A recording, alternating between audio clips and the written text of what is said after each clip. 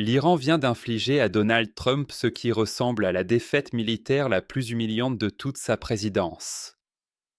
Et cela ne s'est pas joué sur un champ de bataille classique, ni autour d'une table de négociation, mais dans un détroit large de seulement 54 kilomètres, un espace où la marine américaine, pourtant la plus puissante de l'histoire, se retrouve dans l'incapacité d'opérer efficacement.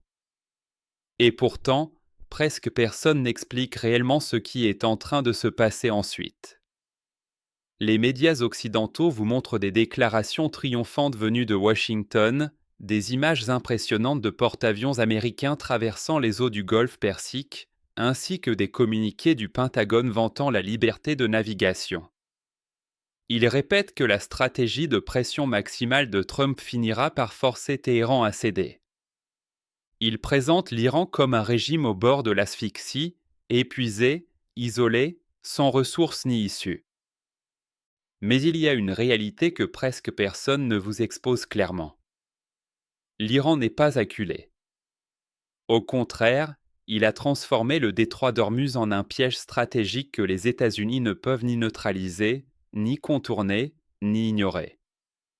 Et pendant que Washington parle de victoire, près de 20% du pétrole mondial se retrouve pris en otage dans un corridor maritime de seulement 3 km de large, surveillé par des sous-marins que la marine américaine est incapable de localiser.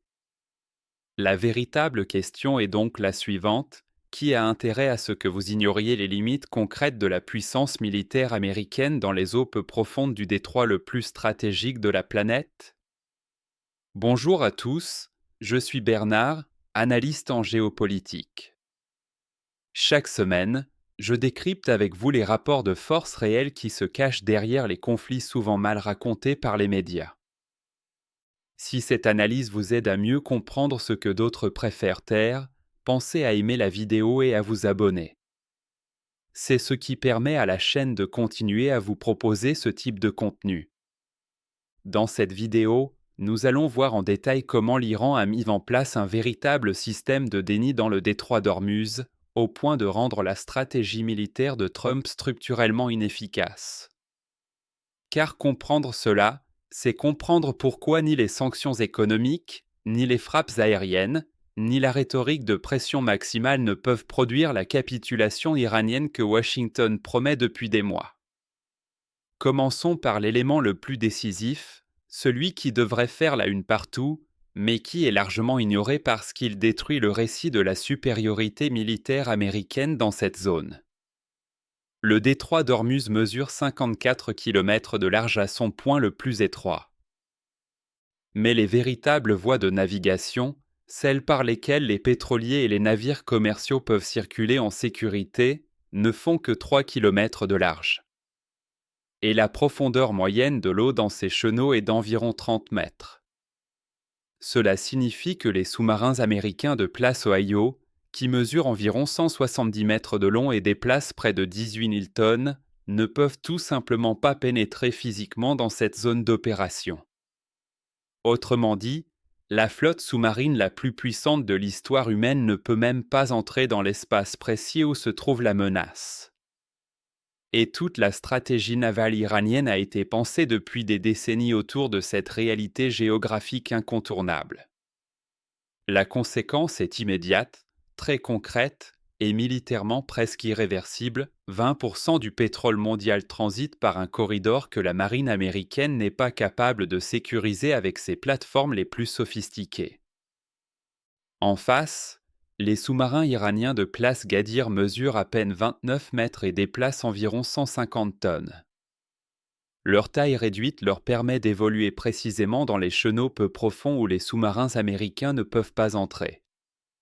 Leur signature acoustique, quant à elle, se confond avec le bruit permanent provoqué par les dizaines de navires commerciaux qui traversent le détroit à chaque instant. Lorsqu'un sous-marin Gadir se pose sur le fond marin et coupe ses moteurs, il devient pratiquement indétectable sur le plan acoustique. Il se fond dans l'environnement sonore naturel de l'une des voies maritimes les plus fréquentées du monde.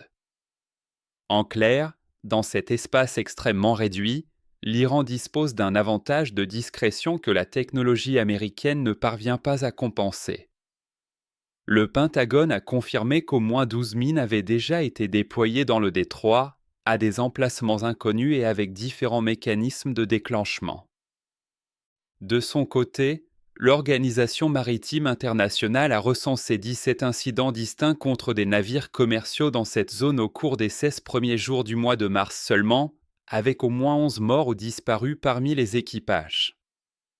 Les conséquences économiques sont déjà visibles. Le prix du baril de Brent a dépassé les $118 depuis le début du conflit. Dans certaines régions des États-Unis, le prix de l'essence à la pompe est passé d'environ 4,20 $ à près de 7 $ le gallon en l'espace de quelques semaines. Le contraste est saisissant. D'un côté, Washington mobilise la flotte navale la plus coûteuse jamais déployée, avec des groupes aéronavals dont le coût opérationnel dépasse le million de dollars par jour. De l'autre, de petits sous-marins iraniens conçus avec une technologie datant des années 1990 parviennent à neutraliser cette puissance dans un corridor de 3 km. Et ce n'est pas la première fois qu'une grande puissance navale se retrouve paralysée dans des eaux étroites face à un adversaire parfaitement adapté au terrain. En 1950, pendant la guerre de Corée, les mines navales nord-coréennes avaient bloqué les opérations amphibies américaines à Wonsan pendant plusieurs jours, causant des pertes et retardant des opérations majeures malgré la domination navale totale des États-Unis en haute mer. En 1984 déjà, l'Iran avait miné certaines parties du golfe Persique, endommageant plusieurs navires de guerre américains et obligeant Washington à engager des ressources considérables dans des opérations de déminage qui avaient duré des mois. En 1988, la frégate américaine USS Samuel B. Roberts avait elle aussi été gravement endommagée par une mine iranienne dans le golfe Persique, blessant plusieurs marins et entraînant près de 90 millions de dollars de réparation. Et malgré tous ces précédents, la leçon semble ne toujours pas être retenue. Imaginez que vous possédiez le chien de garde le plus impressionnant du quartier. Un animal énorme, redouté, parfaitement dressé, capable de faire fuir n'importe quel intrus en terrain découvert. Tout le voisinage vous respecte grâce à sa présence. Mais votre voisin, lui, a construit sous votre jardin un réseau de galeries souterraines, trop étroites pour votre chien, trop profondes pour être repérées depuis la surface. Il peut traverser votre terrain, y déposer ce qu'il veut, récupérer ce qu'il veut, puis repartir sans que votre chien n'ait jamais pu intervenir. Un jour, vous découvrez des pièges installés dans votre jardin sans avoir entendu le moindre bruit. Votre chien est toujours aussi impressionnant, toujours aussi menaçant en terrain ouvert, mais il devient totalement inutile face à des tunnels qu'il ne peut ni voir ni atteindre. C'est exactement ce que l'Iran a réussi à mettre en place avec ses sous-marins Gadir dans le détroit d'Ormuz. Au-delà du constat militaire immédiat, les données structurelles révèlent une réalité encore plus profonde. L'arsenal iranien en matière de mines marines est particulièrement diversifié et sophistiqué. Il comprend des mines magnétiques capables de se déclencher au contact de la coque d'un navire, des mines acoustiques activées en fonction de la signature sonore spécifique d'un type de bâtiment, ainsi que des mines à pression déclenchées par le déplacement hydrodynamique d'un navire en mouvement. Mais le point le plus préoccupant réside dans l'existence de mines dites intelligentes, comme les variantes MDM-3 et MDM-6, capables de différencier les navires militaires des navires commerciaux. Concrètement, cela signifie que l'Iran peut cibler sélectivement les bâtiments de guerre tout en laissant passer le trafic civil. Cette capacité rend toute réponse américaine beaucoup plus complexe, car Washington ne peut pas simplement déclarer le détroit totalement fermé sans perturber l'économie mondiale. Dans le cadre de l'opération baptisée Mysterious Fury Asterisk, Washington affirme avoir détruit 11 sous-marins iraniens, notamment des modèles plus imposants comme le Fateh ou encore des sous-marins de classe Kilo d'origine russe. Mais un point essentiel ressort de cette annonce, les sous-marins Gadir, ceux précisément conçus pour opérer dans les eaux peu profondes du détroit, n'ont pas été neutralisés. Tout indique même qu'ils n'ont pas été localisés. Et cette absence de détection n'est pas un hasard. Elle correspond exactement à la logique de conception de ces unités. Ceux qui ont élaboré cette stratégie savaient parfaitement ce qu'ils faisaient. C'est ici que se révèle l'élément central de cette crise. La stratégie américaine dans le détroit d'Ormuz repose sur une hypothèse fondamentale que la supériorité technologique développée en haute mer peut être transposée dans un environnement côtier, peu profond et saturé de bruit. Or, cette hypothèse est fausse.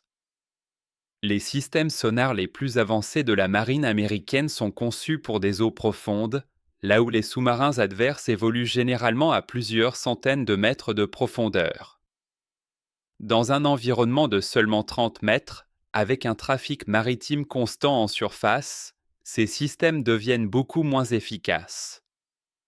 Dans ces conditions, il devient extrêmement difficile de distinguer un sous-marin immobile du bruit ambiant généré par les navires commerciaux. Et c'est là toute la logique de la stratégie iranienne, rendre ces unités indétectables dans l'environnement précis où elles opèrent. Une règle militaire simple s'applique ici, on peut détruire ce que l'on voit. Mais on ne peut pas neutraliser ce que l'on ne parvient pas à détecter. Et ce n'est pas le seul problème. Le second obstacle majeur pour les États-Unis concerne la lutte contre les mines marines. La doctrine américaine repose sur l'utilisation de navires spécialisés, capables de détecter et neutraliser les mines sans les déclencher. Mais ces capacités restent limitées, notamment dans des eaux aussi peu profondes et complexes que celles du détroit d'Ormuz. Certaines marines européennes, notamment celles du Royaume-Uni ou de l'Allemagne, disposent de moyens de déminage particulièrement adaptés à ce type d'environnement. Mais plusieurs pays européens, dont la France, l'Allemagne, le Royaume-Uni, l'Italie ou encore l'Espagne vont refuser de participer à une opération navale visant à sécuriser le détroit. Le ministre allemand de la Défense a même déclaré publiquement que l'Europe n'enverrait pas ses navires pour accomplir ce que la marine américaine ne semble pas capable de faire seule. Donald Trump a réagi en critiquant ouvertement ses alliés, les qualifiant de lâches. Mais ces déclarations n'ont en rien modifié leur position. En l'absence de soutien allié, la capacité des États-Unis à sécuriser et déminer la zone devient structurellement insuffisante. Et ce refus européen ne relève pas nécessairement de la lâcheté, mais plutôt d'une évaluation stratégique du risque. Dans un environnement où mines, sous-marins, missiles côtiers et drones peuvent être déployés simultanément, le niveau de danger est considéré comme trop élevé. Ainsi, la situation actuelle ne s'explique pas uniquement par la stratégie iranienne, mais aussi par l'isolement diplomatique dans lequel la politique étrangère américaine a progressivement placé Washington. Voyons maintenant comment cette réalité se traduit concrètement sur le terrain. Premièrement, l'opération Astérisque Mysterious Fury Astérisque a bien permis de détruire plusieurs sous-marins iraniens. Mais une analyse plus fine montre que les unités neutralisées étaient les plus grandes, les plus bruyantes, celles qui évoluent dans des zones où les systèmes américains sont performants. Les sous-marins Gadir, eux, sont restés intacts, silencieux, invisibles. En d'autres termes, les capacités réellement critiques de l'Iran n'ont pas été affectées. Détruire les éléments visibles tout en laissant intact l'essentiel de la menace ne constitue pas une victoire stratégique. Deuxièmement, Washington a décidé d'assouplir certaines sanctions sur les exportations de pétrole iranien, dans l'espoir d'inciter Téhéran à maintenir le détroit partiellement ouvert. Mais cette décision, présentée comme un levier stratégique, révèle en réalité une forme de contrainte. Les États-Unis ont accepté de renoncer à un outil de pression majeur sans obtenir de garanties concrètes sur la sécurisation du détroit. Dans les faits, le trafic commercial occidental reste fortement perturbé et l'ouverture espérée ne s'est pas matérialisée. Troisièmement, la situation dissuade directement les acteurs économiques. Aucun capitaine ne souhaite engager un pétrolier chargé sur une route où une seule mine peut provoquer une catastrophe à tout moment. Le coût des assurances a explosé, rendant les trajets économiquement risqués, voire non viables. Dans ce contexte, la simple incertitude devient une arme. Les 17 incidents recensés en quelques jours ont suffi à perturber fortement le trafic, sans que l'Iran ait besoin d'intensifier ses actions. La menace, en elle-même, produit déjà ses effets. Quatrièmement, les conséquences se font sentir directement sur les populations, notamment aux États-Unis. La hausse des prix de l'énergie pèse sur les ménages, avec un impact potentiel sur l'inflation, les crédits immobiliers et l'ensemble de l'économie. Enfin, cinquièmement, l'administration américaine a demandé un financement d'urgence de 100 milliards de dollars, ce qui marque le début d'un engagement financier dont la durée reste incertaine. Or, l'opinion publique pourrait ne pas soutenir indéfiniment un conflit aux résultats incertains et aux coûts croissants. Pendant ce temps, les options stratégiques se réduisent. Le canal diplomatique semble fragilisé, une intervention terrestre est jugée extrêmement risquée, et les opérations aériennes ne suffisent pas à résoudre le problème central. Dans le détroit, les sous-marins Gadir restent invisibles, silencieux, prêts à intervenir. Et la stratégie iranienne, basée sur la patience et la symétrie, produit ses effets exactement comme prévu. Pour bien comprendre la profondeur de cette situation, il faut se projeter concrètement dans la manière dont elle se joue à différents niveaux. Dans un centre de commandement iranien, quelque part en profondeur, des cartes détaillées du détroit d'Ormuz couvrent les murs. Les données remontées depuis les fonds marins sont analysées en temps réel. Les mouvements adverses sont suivis, anticipés. La stratégie repose sur une logique simple, laisser l'adversaire chercher sans jamais lui offrir de cible claire. Pendant ce temps, côté américain, les rapports s'accumulent. Les analyses se succèdent, mais une donnée reste inchangée, les sous-marins les plus dangereux ne sont toujours pas localisés. Les unités détruites sont celles que les systèmes peuvent détecter. Mais celles qui opèrent dans les eaux peu profondes restent hors de portée. Sur le terrain économique, les effets sont tout aussi visibles. Dans les ports commerciaux, les décisions se prennent en fonction du risque. Les assureurs augmentent leurs tarifs de manière significative, parfois de plus de 100%. Dans ces conditions, même sans explosion, même sans attaque directe, la navigation devient dissuasive. Certains navires choisissent déjà des routes alternatives, contournant la zone par des trajets beaucoup plus longs, comme le passage par le cap de Bonne-Espérance. Cela entraîne des délais supplémentaires, des coûts logistiques plus élevés et, à terme, une augmentation durable du prix de l'énergie.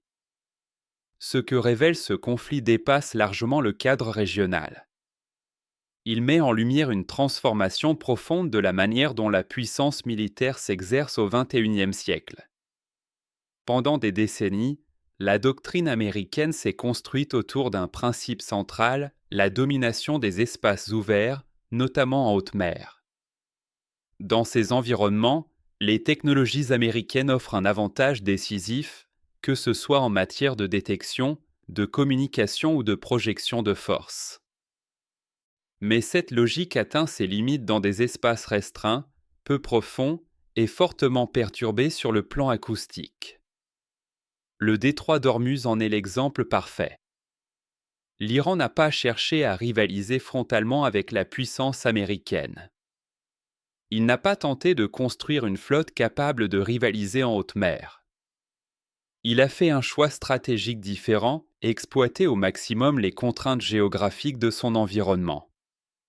En développant des capacités de déni d'accès spécifiquement adaptées à ce type de terrain, Téhéran a réussi à neutraliser, dans une zone précise, une supériorité pourtant incontestable à l'échelle globale. Et cette approche n'est pas passée inaperçue. D'autres régions du monde présentent des caractéristiques similaires, la mer de Chine méridionale, le détroit de Taïwan ou encore certaines zones de la mer Baltique. Dans chacun de ces espaces, des acteurs étudient déjà des stratégies comparables, fondées non pas sur la puissance brute, mais sur l'adaptation à un environnement précis.